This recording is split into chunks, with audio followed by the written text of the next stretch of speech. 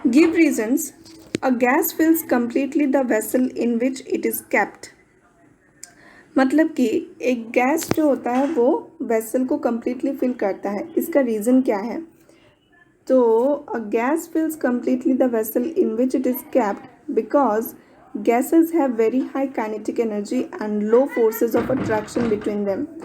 तो high kinetic energy होने की वजह से क्या होता है, वो बहुत फास्ट मूव कर सकते हैं हर डायरेक्शन में, और फोर्स ऑफ अट्रैक्शन भी कम है, तो इसीलिए एक उनके जो एक दूसरे पार्टिकल्स हैं जो एक दूसरे को वो खींचते नहीं हैं इतना स्ट्रांगली, तो इसलिए वो पार्टिकल्स आराम से मूव कर सकते हैं हर डायरेक्शन में, और हर डायरेक्शन में मूव करके वो कंटेनर को कम्प्लीटली फिल कर देते हैं.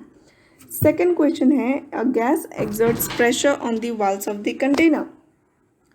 So, a gas exerts pressure on the walls of the container as because they have great kinetic energy.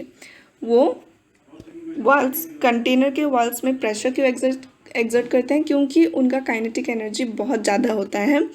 तो काइनेटिक एनर्जी बहुत ज़्यादा होने की वजह से वो बहुत फास्ट मूव करते हैं, और इस प्रोसेस में वो जो कंटेनर के वॉल्स होते हैं उनको भी हिट कर पाते हैं, तो इसीलिए कंटेनर के वॉल्स में प्रेशर एक्सर्ट होता है बिकॉज वो गैस पार्टिकल्स से हिट होते हैं.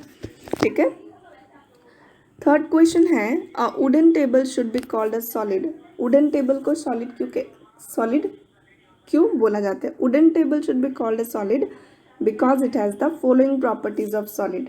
सॉलिड के ये सारे प्रॉपर्टीज़ जो है वुडन टेबल फॉलो करते हैं, तो इसीलिए उन्हें हम सॉलिड कहते हैं. तो देखिए क्या क्या प्रॉपर्टीज़ है.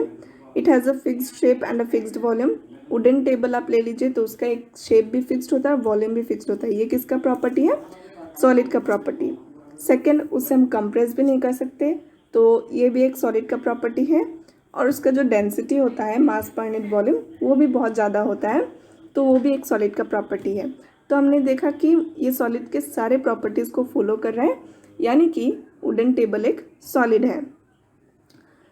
क्वेश्चन नंबर डी है, we can easily move our hand in air but to do the same through a solid block of wood we need a karate expert. तो इसका आंसर देखते हैं नेक्स्ट स्लाइड में. We can easily move our hand in air, but to do the same through a solid block of wood, we need a karate expert, as because air has very low density, whereas a solid block of wood has a very high density. तो जो air है उसका density जो होता है वो बहुत कम होता है, यानी कि मास पर यूनिट वॉल्यूम जो होता है बहुत कम होता है.